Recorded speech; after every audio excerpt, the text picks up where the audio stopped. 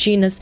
Existe uma explicação, Renato, por que nesses pontos os acidentes são mais comuns? Então, se a gente levar em consideração aí o ambiente, né, de manutenção predial, isso está faltando, né, profissionais qualificados e, lógico, a utilização de EPIs, né, no manuseio da rede elétrica.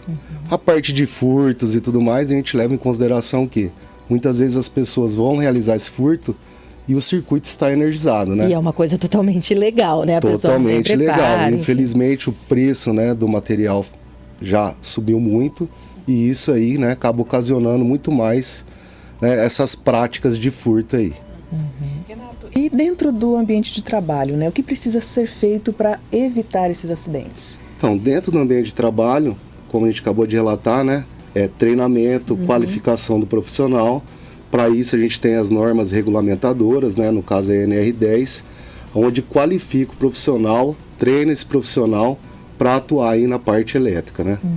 E aí tem também a segurança do trabalho, que é aquela equipe que orienta, quem não trabalha diretamente Sim. com energia, mas mesmo assim precisa tomar cuidado, né? Sim, a segurança do trabalho é de suma importância aí, né, nessa área, porque ela vai adequar o funcionário para aquela determinada função, na utilização, né, dos EPIs corretos, né, proporcionando aí, né, boas práticas de trabalho para esse funcionário. Vamos agora para dentro de casa, Renato. Quais são os acidentes mais comuns com rede elétrica nas residências? Então, nas residências, o local mais comum é a utilização, né, de extensões, tomadas, né? E hoje, como cada vez mais nós estamos dependentes da energia elétrica, não é verdade? Hoje a gente não consegue mais viver sem ela. Então, com o avanço tecnológico, a gente tem muitos equipamentos eletrodomésticos, né, equipamentos eletrônicos, e eles também são grandes causadores aí da parte de acidentes com a rede elétrica. E a gente pode também citar cercas elétricas, né, carregadores de celular, entra nesse ranking aí, né, e qualquer dispositivo aí que esteja ligado na rede elétrica. Renato, e qual a orientação de como evitar, né, esses acidentes em casa, principalmente para quem tem criança? Sim, Então, para a gente evitar esses acidentes, é fazer uma instalação adequada, né, a utilização de dispositivos de proteção, como disjuntores, né, e outros. Outra coisa importante, né, sempre que for fazer uma manutenção, uma substituição de lâmpada que seja, faça desligamento do circuito, né? Garanta que ali esteja desenergizado para a gente estar fazendo essa intervenção aí. E não podemos, né, não podemos esquecer da utilização de adaptadores e tudo mais. Isso são grandes, né, acarretadores aí de levar choques elétricos aí.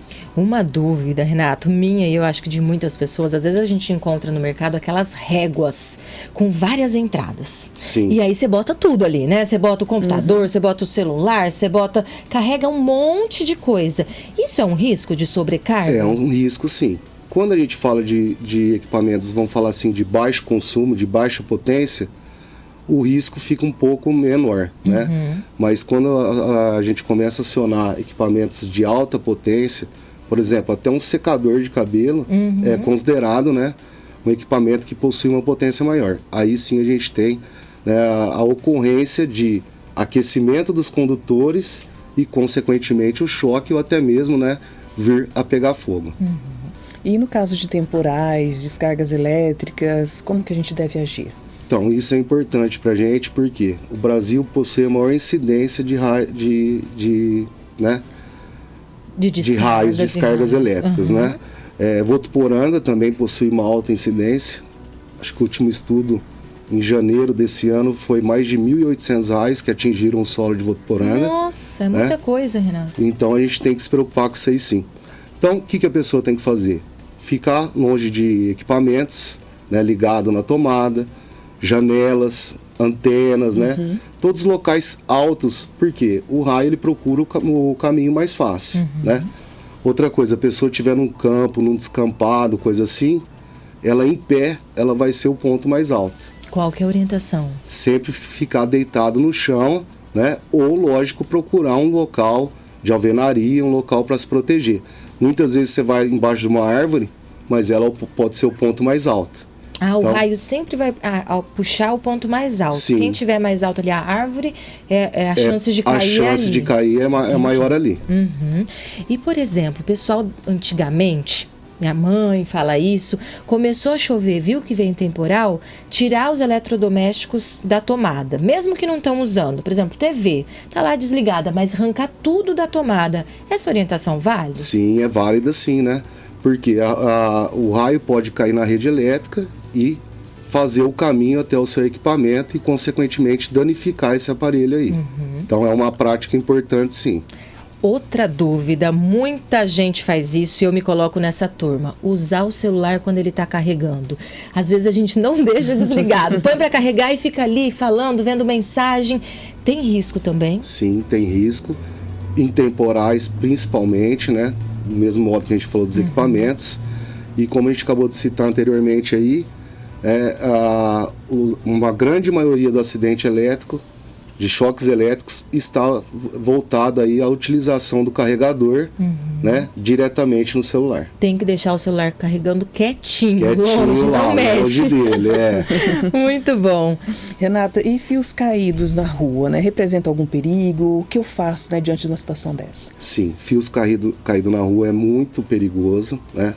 A primeira condição é a gente se afastar, né, desses cabos e ligar para o bombeiro 193 até ele fazer essa intervenção. Né? Caso você bata num poste com um veículo e coisa assim, então ficar dentro do carro, se manter dentro do carro, aciona o bombeiro até fazer esse desligamento aí. Não pode sair, pôr a mão nesse fio. Tem gente que às vezes, eu vou recolher o fio porque eu acho que é fio de telefone. Mas Não. tudo corre o risco de estar energizado, né? Tudo corre o risco, né? Então, o correto é a pessoa se manter dentro do carro. Caso o carro comece a vir, né, demonstrar fumaça ou até mesmo fogo, a pessoa tem que saltar do carro. Isso é importante, ela não pode simplesmente descer do carro, porque se ela descer e manter, né, parte do corpo no carro, aí a corrente elétrica vai passar sobre o seu corpo, né? Olha só. E, consequentemente, aí vir a óbito. Então, a pessoa tem que saltar do carro com os pés juntos e dando passos curtos até se distanciar aí pelo menos 25 metros da onde está tendo essa ocorrência. Informação importante, essa eu não Também conhecia, não sabia, gente. Então, importantíssimo. tomar esse cuidado também. Renato, de forma geral, deixa aquela orientação para quem está nos acompanhando, para a gente manter a segurança em casa. A gente não vive sem energia elétrica hoje em dia, Sim. mas é preciso cuidado. Então, sempre procurar um profissional qualificado, né, para fazer essa instalação, seguir as orientações dos fabricantes, né? Então, o fabricante vai te falar qual o condutor que você tem que utilizar, qual o dispositivo de segurança que você tem que utilizar, né? Sempre se preocupar com isso aí.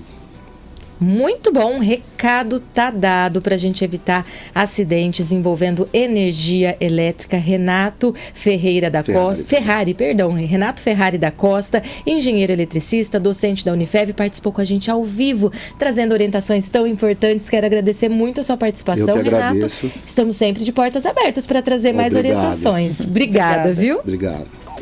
Jornal da Manhã, Unifev.